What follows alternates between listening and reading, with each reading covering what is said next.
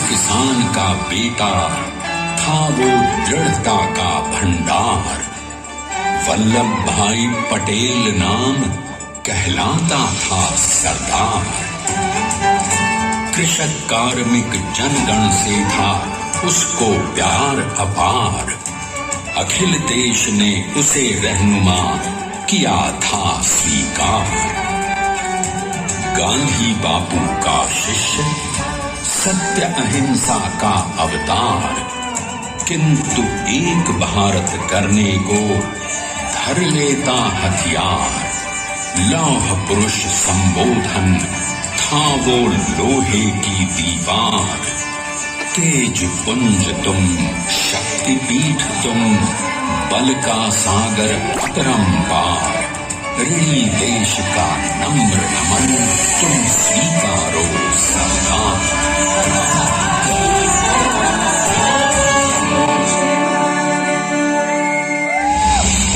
1857 में अंग्रेजों को ललकारने वाले पहले स्वतंत्रता संग्राम के एक सक्रिय सिपाही थे झवेर भाई पटेल।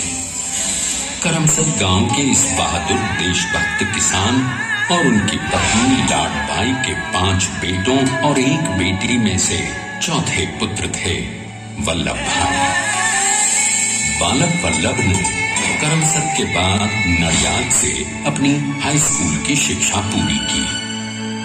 फिर 13 साल की उम्र में उनकी शादी भी हो गई, छोटी सी झवेर बाई से।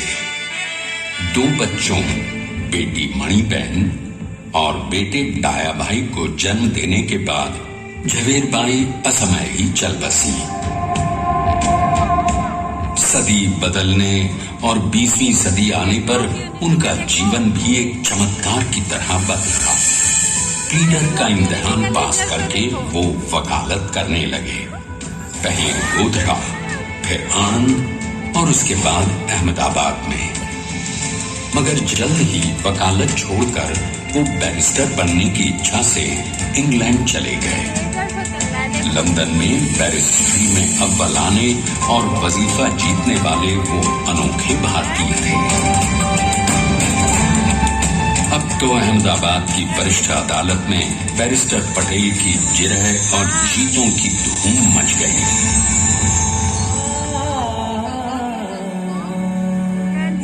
तभी एक युग पुरुष ने वल्लभ भाई के जीवन की धारा ही बदल दी।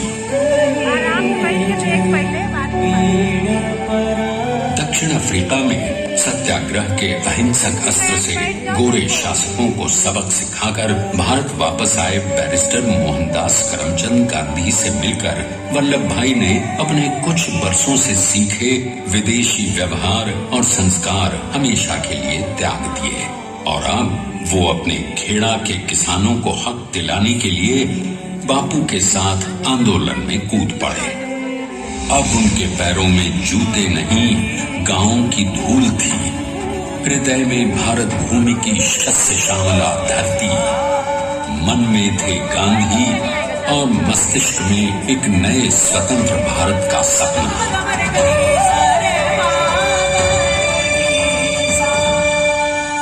तभी बारडोली के मजबूर मजलूम किसानों की यातना का समाचार उनके पास पहुंचा।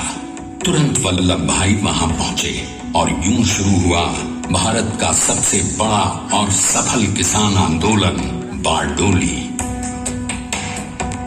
वल्लभ भाई ने बारडोली के 87,000 किसानों को ऐसा अटल अडिग अचल मनोबल दिया कि अंग्रेजी सरकार हिल गई और 1 बरस के बाद उनका लगान माफ कर दिया गया।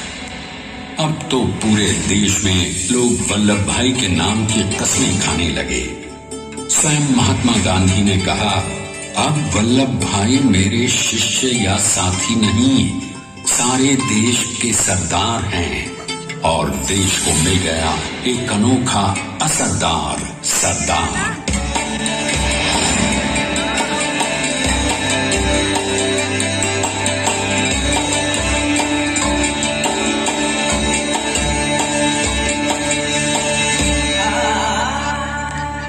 सरदार पटेल के नाम और देशभक्ति से अंग्रेज डर कर कांपने लगे। 1930 के नमक सत्याग्रह और दांडी कूच में वो बापू से भी पहले गिरफ्तार किए गए।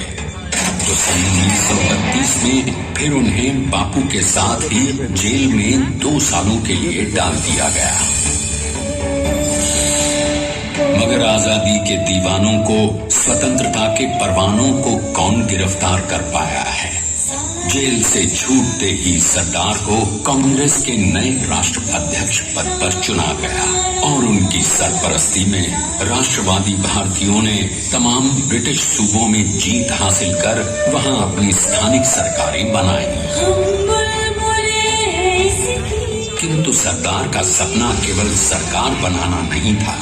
उनका स्वप्न तो था एक ऐसे नए भारत का जहां हर रंग, हर रूप, हर जात, मजहब, तबके का हिंदुस्तानी एक साथ मिलकर एक ऐसा नया भारत बना सके जहां पूर्ण स्वराज के साथ सारे समाज को गरीबी, अशिक्षा, छुआछूत से भी आजादी मिल जाए। इसकी पहली रणनीति थी भारत को अंग्रेजों की गुलामी से आजादी, ताकि भारत के लोगों की अपनी सरकार सबके साथ और सबके विकास के लिए काम कर सके। बापू की अगुवाई में अब देश ने अंग्रेजों को अंतिम चेतावनी दे दी, करेंगे या मरेंगे, क्विट इंडिया, अंग्रेजों, भारत छोड़ो। बस फिर क्या था, संघर्ष की रणभेरी बची। 3 सालों के लिए सरदार पटेल को भी सत्याग्रही नेताओं के साथ जेल में ठूंस दिया गया। 2 सालों के बाद अंग्रेजों को बापू के सभी शिष्यों और साथियों को छोड़ना पड़ा।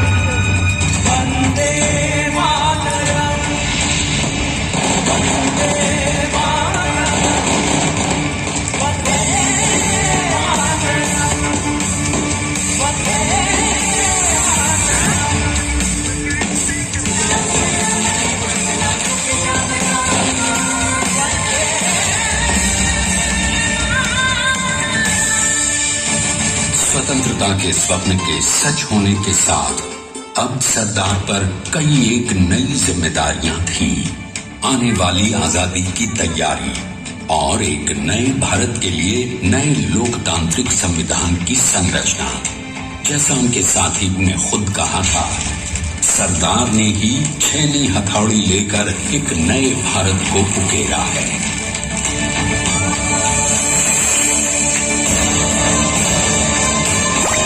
स्वाधीनता तो प्राप्त हुई, लेकिन खंडित भारत में भी उठते विभाजनवादी अंधकार को अभी दूर करना था।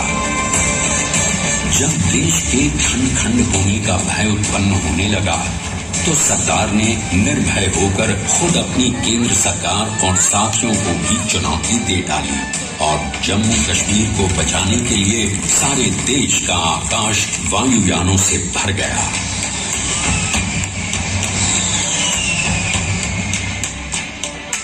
और फिर हैदराबाद और जूनागढ़ के भारत में विलयीकरण को पाकिस्तान से चुनौती मिली।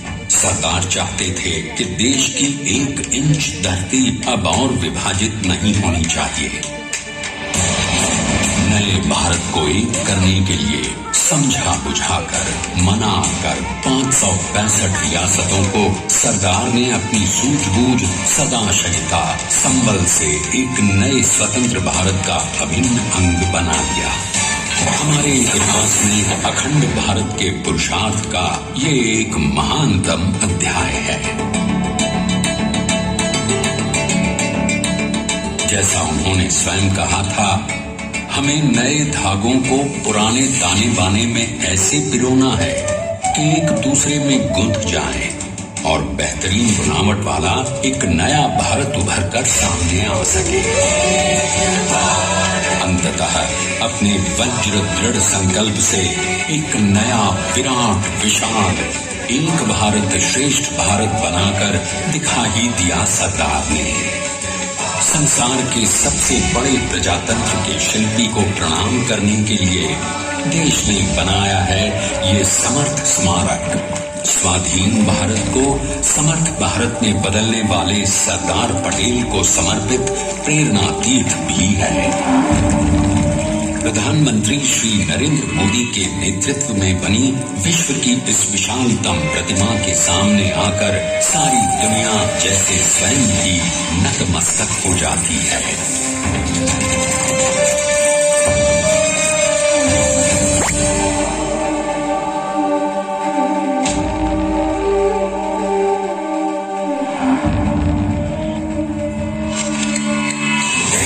बना करना वो अमित अटल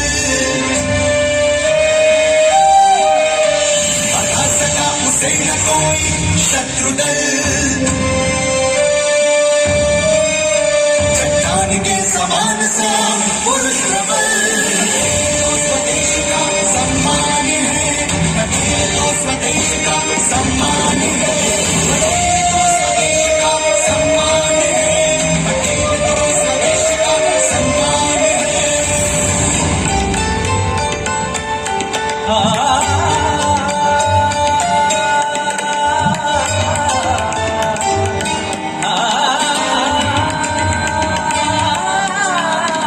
ऊंचाइयां आकाश को छुए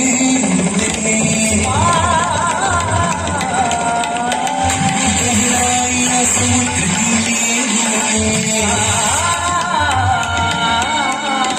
कदम अडिग जमीन पर जमे हुए पटेल अपनी आन का निशान है, पटेल अपनी आन का निशान है, पटेल को स्वदेश का सम्मान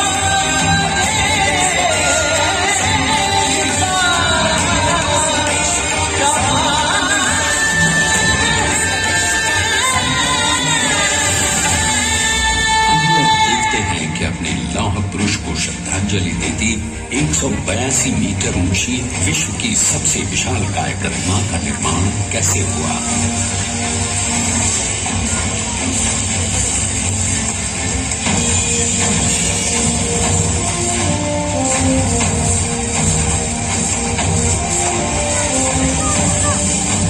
गगन चुंबती इस अद्वितीय अभूतपूर्व प्रतिमा को बनाने के लिए सबसे पहले नदी पर 4,500 क्यूबिक मीटर का राफ्ट बना और फिर सीधा 600 फीट का कंक्रीट का कोर बनाया गया।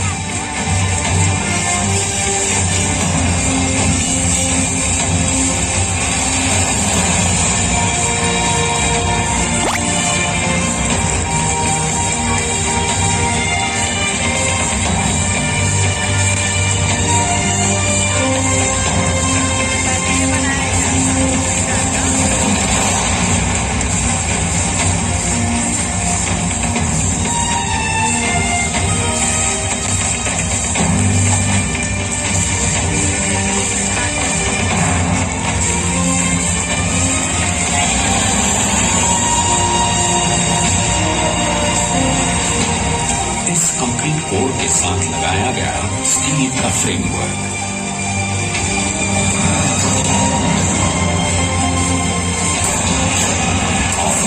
इस फ्रेमिंग पर 6,500 ब्रॉन्ज के पीसेस लगाए गए।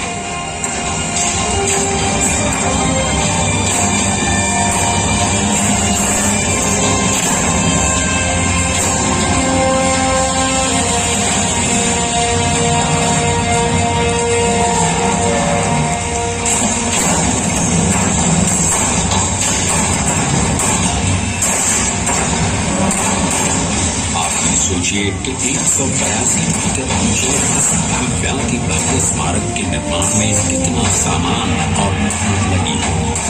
70,000 metric ton cement, 18,500 metric ton reinforcement steel, 6,000 metric ton structural steel और 1,700 मीट्रिक टन ब्लॉक।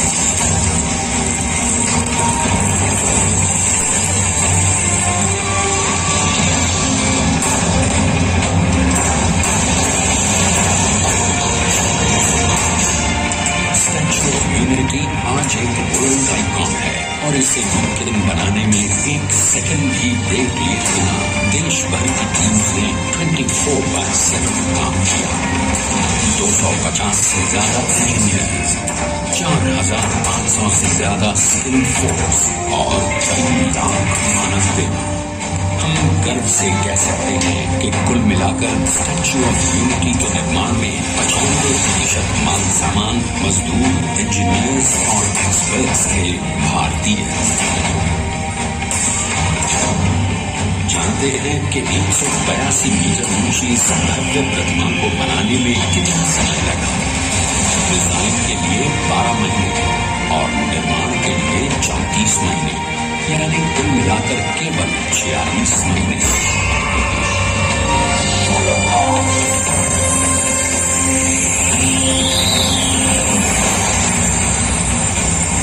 और इसी तरह बनी देश के शिल्पकार की एक अनूठी अद्वितीय विशाल प्रतिमा, जो सिर्फ आज ही नहीं बल्कि आने वाले न जाने कितने सालों तक यूं ही चमचमाती रहेगी।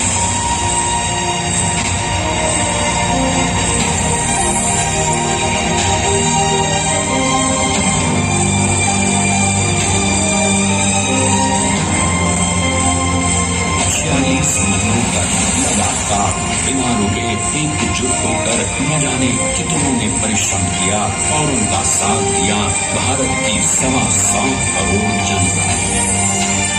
और तभी मुमकिन हो पाया एक ऐतिहासिक निर्माण जो आज कहलाता है भारत की नई पहचान।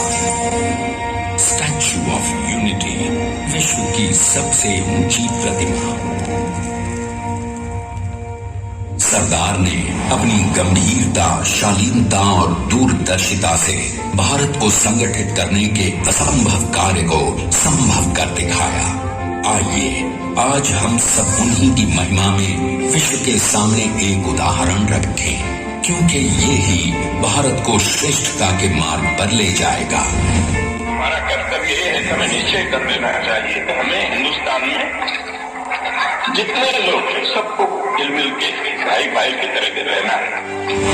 स्टैच्यू ऑफ यूनिटी एकता की प्रतिमा और श्रेष्ठता का प्रतिबिंब है। एक पहल है इस अखंड भारत को श्रेष्ठ भारत बनाने के सपने को पूरा करने के लिए।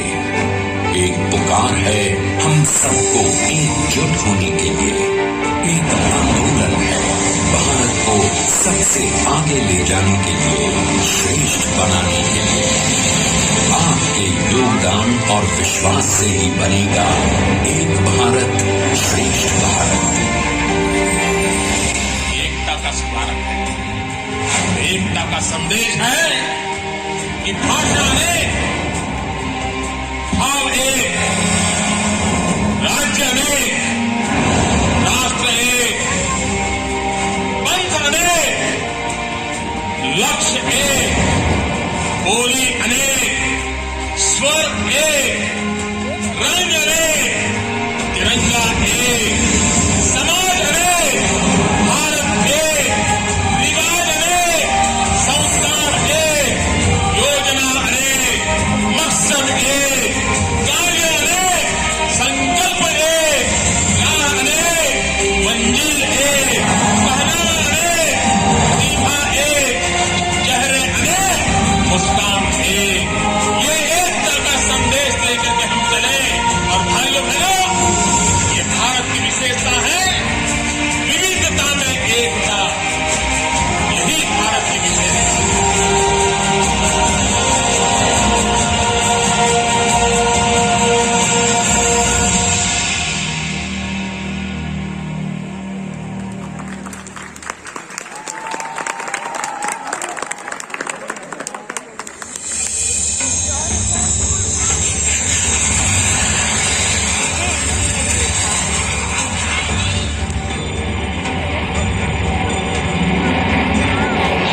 Please stand up for the national anthem.